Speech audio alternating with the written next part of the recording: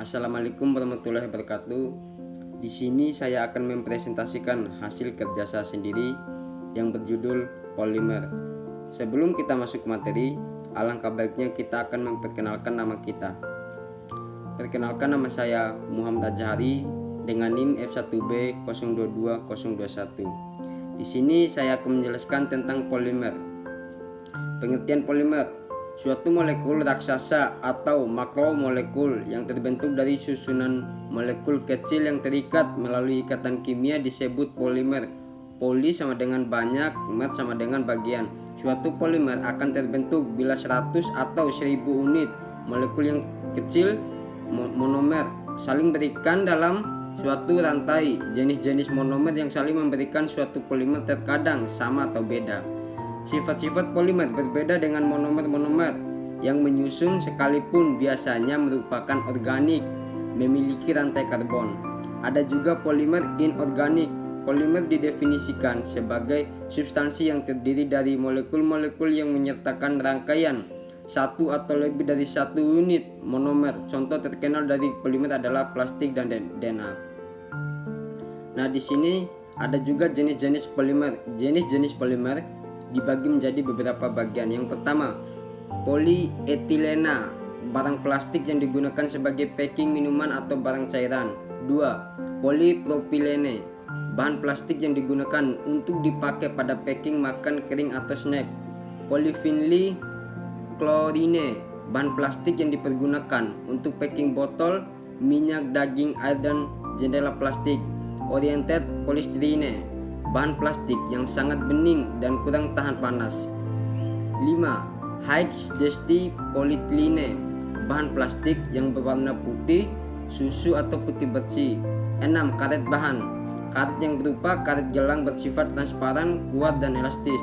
8. Low density polyethylene, bahan plastik yang digunakan untuk pelapis kaleng.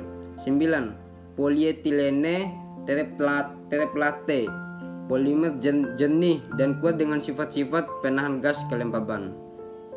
Ada juga klarifikasi polimer dibagi menjadi 4. Yang pertama, polimer berdasarkan reaksi pembentukannya.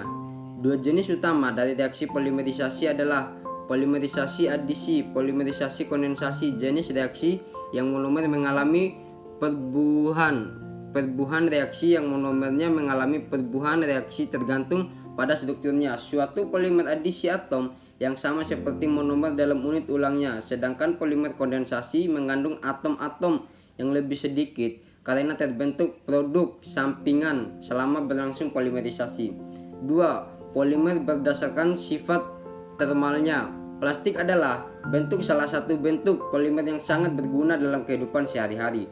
Beberapa plastik memiliki sifat khusus, antara lain lebih mudah larut pada pelarut yang sesuai pada suhu tinggi akan lunak, tetapi akan mengeras kembali jika didinginkan, dan strukturnya molekul linearnya atau bercabang tanpa ikatan silang antara rantai.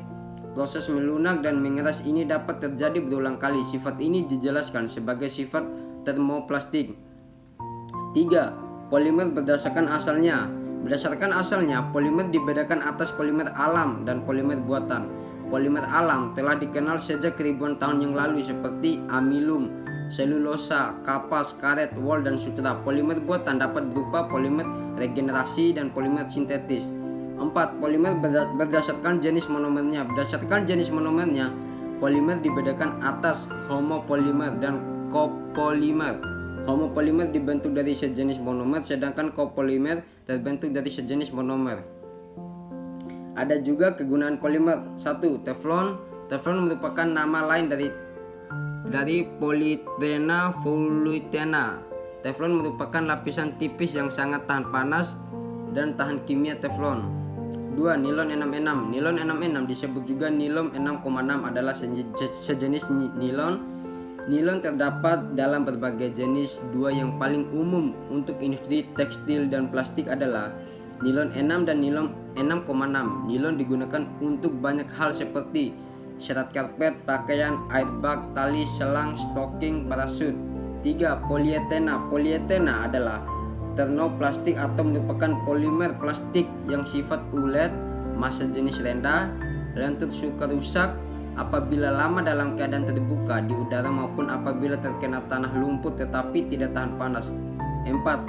Plexiglas polimetil metarilat disingkat PMMA mempunyai nama dagang plexiglas polimetil metrikal merupakan polimerisasi adisi dari monomer metil metarilal dalam kurung H2C sama dengan CH garing COOH3. PMMA merupakan plastik yang kuat dan transparan. Polimer ini digunakan untuk jendela pesawat terbang dan lampu belakang mobil. Manfaat polimer juga dibagi menjadi 3. Yang pertama, polimer plastik. Dalam polimer plastik ini dibagi menjadi beberapa bagian. Yang pertama, polivinil polistirena polimetil metakrilat. Dan yang kedua, polimer karet. Manfaat polimer ini yang terbesar adalah sebagai ban kendaraan. Karet yang awalnya lunak akan menjadi keras setelah divulkanisir dengan menambah sedikit belerang.